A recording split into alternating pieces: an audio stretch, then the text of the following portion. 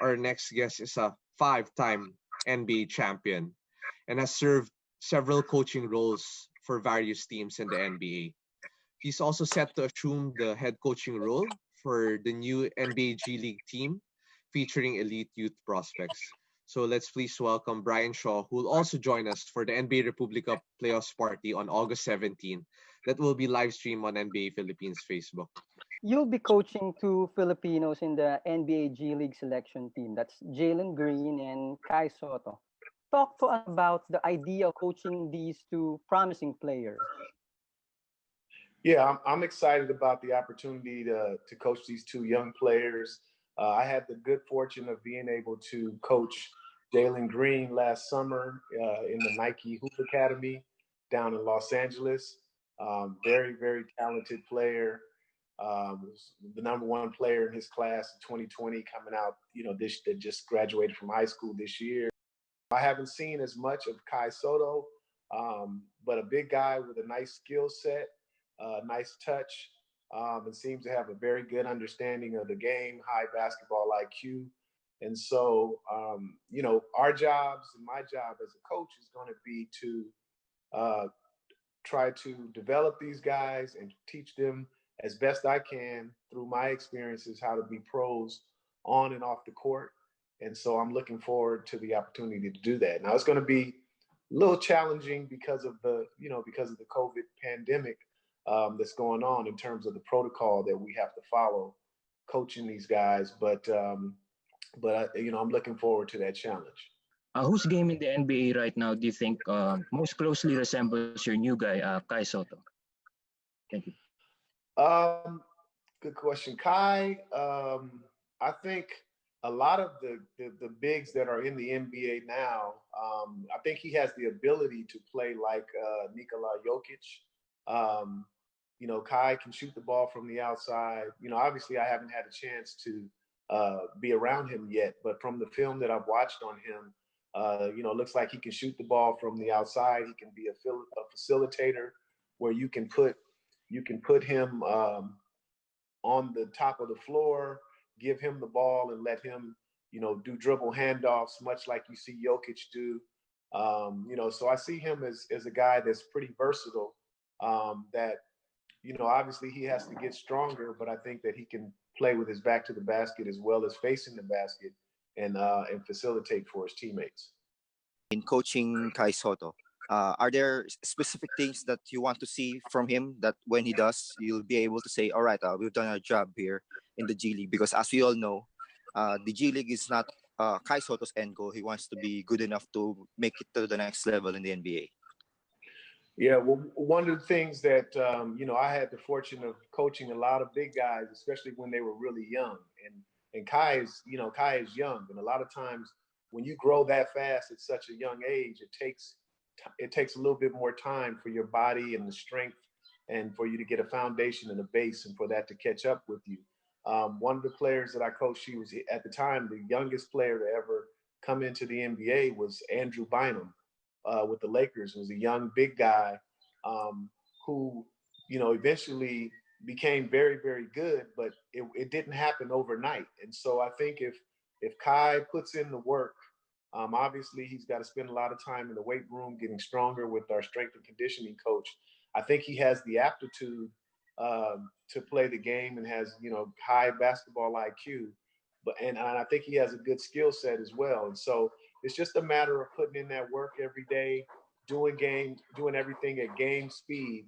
And once he does everything at game speed, I think he'll just naturally get better because he has the drive to get there. And like you said, he doesn't aspire to play in the G League. He wants to play in the NBA. And so I think with the work that we'll be putting in every day, some of the things that I'll be able to share with him and chart his progress like I did with a young Andrew Bynum or a young Pau Gasol, some of the, even I played with Shaq when he was young. They got better and better as time went on, and I don't see why it would be any different for Kai.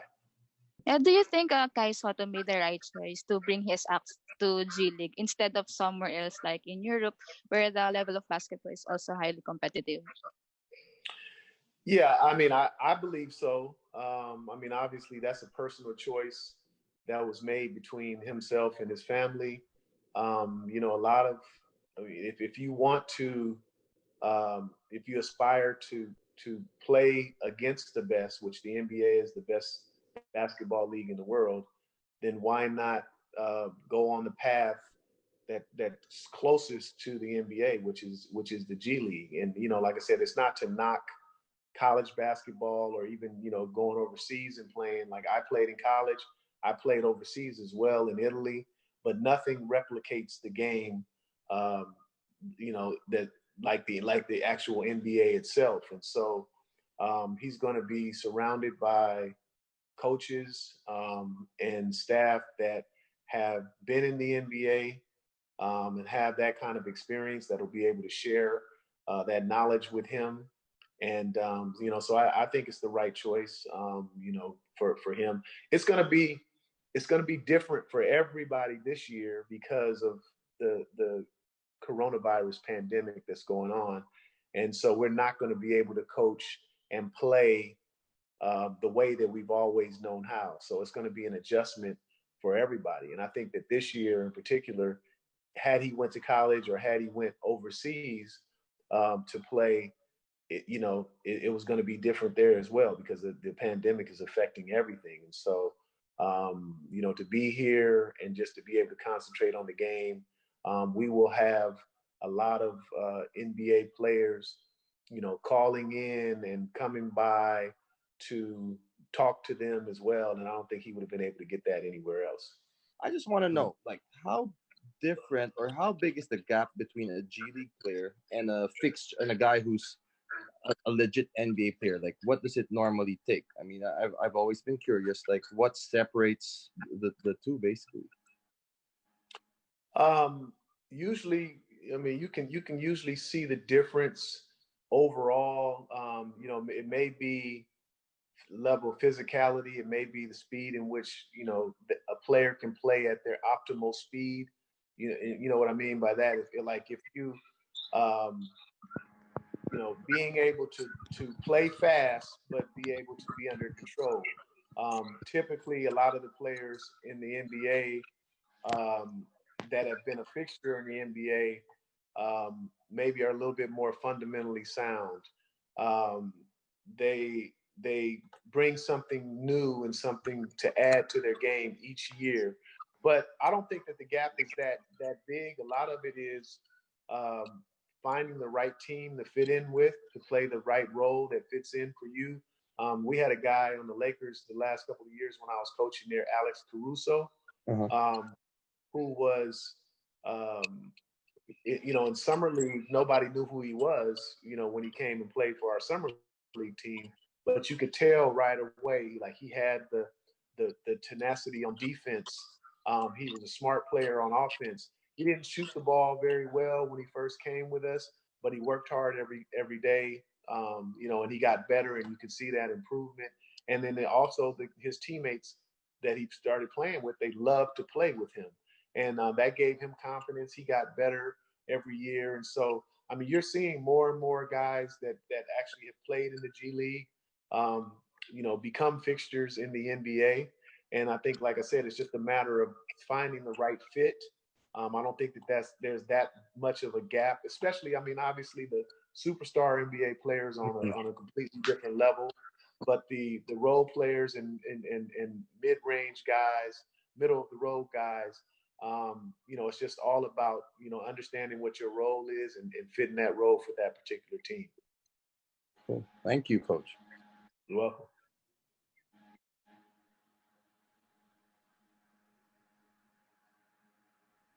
Any last words, Brian, before we wrap it up?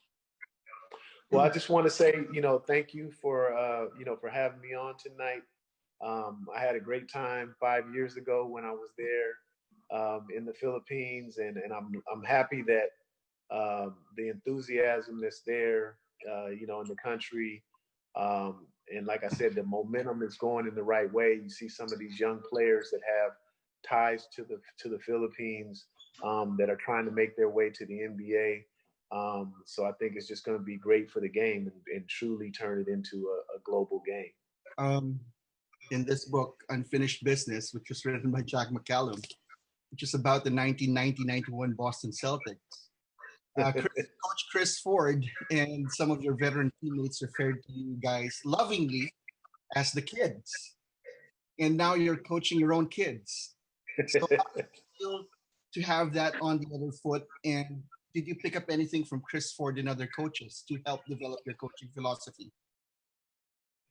Yes, it's funny because it happened so fast. It's come full circle, and the coaches and the veteran players that I played with back then always told me that before you know it, it's going to be over. So you have to try to learn as much as you can and take advantage of as much as you can while you can. And so all of my coaches that I had, from Chris Ford all the way forward, have always said that I had kind of an acumen to be a coach. And so, when I was young, when I first joined the Celtics, I didn't have any idea that that's what I would transition into. But as I got later into my career, I started going into the coaches' meetings with Phil Jackson and some of his assistants and said, you know what, this is something that I think that I want to do. It's allowing me to stay connected to the game. And so, a game that I love so much. And so I'm just happy to be in a position to be able to pass on some of my knowledge and experience that I've had over the years.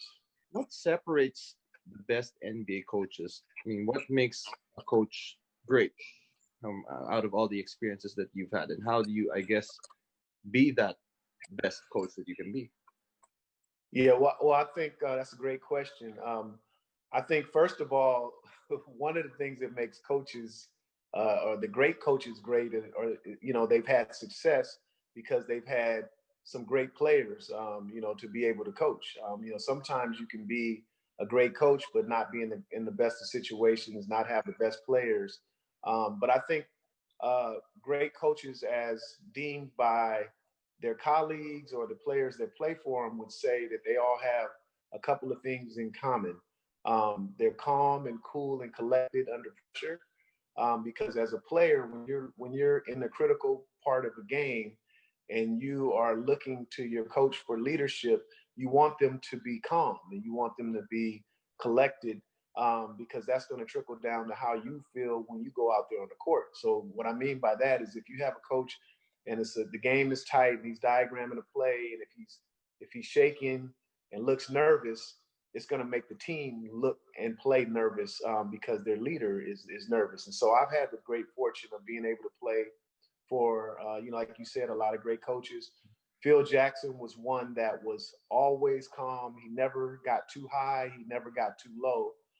And I think also, to be a great coach, you have to continue to learn. No matter how much experience that you have, every year, you're coaching a different team, you're coaching a different crop of players, and the game changes. When I came in the game, the big men were a big part of the game. They played inside with their back to the basket. You watch NBA games now, you see the biggest guys on the floor out the furthest distance, shooting 3-pointers and things like that. And so you have to be able to adapt to the personnel that you have, to the way the game is being played, and constantly continue to learn. You've played a mentor role even when you were active as a player with the Lakers and also with the Magic. You've been a big mentor to Kobe. So how does that life experience make you a better coach now with the G League? Well, I think the biggest strength that I've had as a coach and as a player is that the players that I've been able to be around, the players that I've coached, there's been this mutual respect. I always keep it real with them. I tell them the truth, whether it's what they want to hear or not. And I think they respect me for that. The other thing is that over the 32 years that I've been involved in the NBA as either a player or a coach, I've experienced a lot of things, from death to dying to, death and dying to, I've had teammates that have, death and dying in my own family, teammates that have collapsed and died, like Reggie Lewis in Boston. Almost every situation that you could possibly face, I've been involved in it one way or another. So when I talk to players and I share stories and experiences, I think that they can feel that it's real. I'm not just telling them don't do this and don't do that. I can speak to things because I've actually gone through them myself. And so I think that that's helped me develop and establish relationships with players that I play with, players that I coach, and even to this day, there's tons of guys that I stay in contact with and that call me all the time that I used to coach because we had great relationships. So that's the biggest thing that I take away from coaching. You've handled a lot of NBA teams. You've worked as an assistant to a lot of NBA teams. How different will your approach be in handling the NBA G League Select team, especially that most of the talents are young players who are top rated in the high school ranks there? Yeah, I think I'd like to think that that's something that I specialize in. Developing. One of the things, like I said, the players have to, and they will do their part. They have to put in the work, and I can offer my experience. I can kind of give them a blueprint as to what has worked in the past with some of the players that I've played with and that I coached. But even as a player, every day, regardless of who it was, when I used to practice with Kobe or Allen Iverson, a year I played in Philadelphia, I used to play defense and I used to mimic who they were going to play against that night, so that to help them get ready for the kind of intensity that it was going to be. If a guy had a certain skill set, if Kobe was going to be playing against Gary Payton, for instance, I grew up with Gary Payton, so I knew some of his tendencies, some of his habits. So I knew he would be reaching a lot. So I would constantly be in their ear and doing things with them on the floor to get them ready for that particular night. And when you look at my track record over the year, some of the young guys, I mentioned Andrew Bynum earlier and what he started out as and what he ended up becoming as a player. Paul George and Lance Stevenson and George Hill, and even the last couple of years that I was with the Lakers with Lonzo Ball and Brandon Ingram and Kyle Kuzma, these guys put in the work. And so I've been around young guys. I understand the mentality that they need to have. And if they put in the work and they, are respect the game and continue to work on their craft, the sky is the limit for them. Which head coach or coaching staff impressed you the most this season and why? Thank you. Hands down for me, the most impressive coaching job that I saw this year, I think is Nick Nurse and the Toronto Raptors. I was impressed with him last year in his rookie season as well. In his rookie season as coach with the Raptors, I was impressed by his schemes, particularly defensively. And I think that this year people expected for the Toronto Raptors to drop off because Kawhi Leonard was not there, but he had them playing competitively all season long. They're finishing with the second best record in the East. And I still think that they're the team to beat, until somebody knocks them off. But Nick Nurse, he's shown the ability to be able to take the other team's stars out of the game by using unconventional methods. And so what I mean by that, I've seen games where he's played box and one, triangle and two, on the stars of the other team, zone defense. I mean, he does some unconventional things to make sure like we know that whoever's team's star, they can beat you. If you're playing the Clippers, Paul George and Kawhi Leonard, they can beat you. And what he does is he puts them in a position where they throw their whole defense at those two guys and say, okay, we're going to see if the rest of the team can beat us. And so I think he's unique in that way in some of the approaches that he takes on the defensive end. My question is obviously the setup of the NBA right now is something that the G League can actually take notes on to push with its season in the future, in the near future, amid you mentioned the coronavirus crisis. So do you think a setup similar to this would be beneficial for you and the new NBA G League squad? And what adjustments would you make such a situation like in the bubble? Yeah, obviously the NBA has done a great job in terms of setting up the bubble that they're playing in. They haven't had any positive tests of anybody, that's been inside the bubble. But because the NBA is such a big brand, there's a lot of money and resources behind the NBA.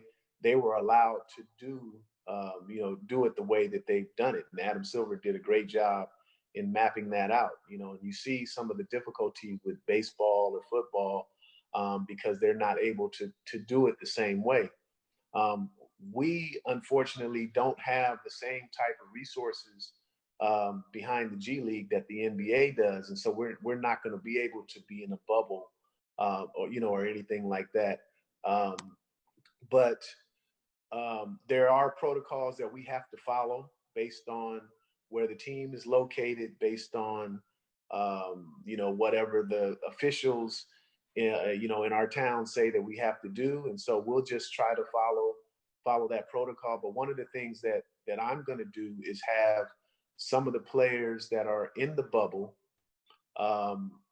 put them on a Zoom call and have them talk to some of our players, because the NBA players had to do their part as well, right? They had to quarantine. They had to make sure that they weren't going around a lot of people, that they were social distancing and wearing masks and doing all of those type of things. And so our players are going to have a lot more freedom than the NBA players in the bubble, but they're going to have to do their part in order to stay COVID free and even be allowed to practice the way we want to practice. What are your thoughts on the use of analytics, coach, in the modern NBA, Analytics. and how? Yeah. Well, people have made a big deal about analytics, but I think that analytics have always been a part of the game. And so I think that it's a very useful tool in helping a coach game plan, night in and night out. But I think that sometimes people get caught up in the fact that, like, because analytics may say that the corner three is the best shot, and that maybe that you should only shoot threes and you should only shoot layups and try to get to the free throw line. I don't necessarily agree with that, even though the analytics say that those are the highest percentage shots, because I believe that if you work on a mid-range shot and you're given that shot in the game and it's an open shot, I think that you should take it. I think that it's a useful tool, but you also have to look at the personnel that you have. And so even though the analytics may say, we need to shoot more threes, they have more value than 2-point shots. If my personnel is not a 3-point, we don't have great 3-point shooters on my team, then it may not be the best, the best style for us to play, even though the analytics may say so. So when you look at teams like the Houston Rockets, for instance, the way that they play, that fits their personnel. But when you look at, if every team tried to play like them offensively and defensively, it wouldn't work. All teams can't play like the Golden State Warriors that we had seen over the last 5 years, but they had the pieces, to make that work. And so, like I said, it's a useful tool, but I think that it also depends on the personnel that you have and playing to their strengths.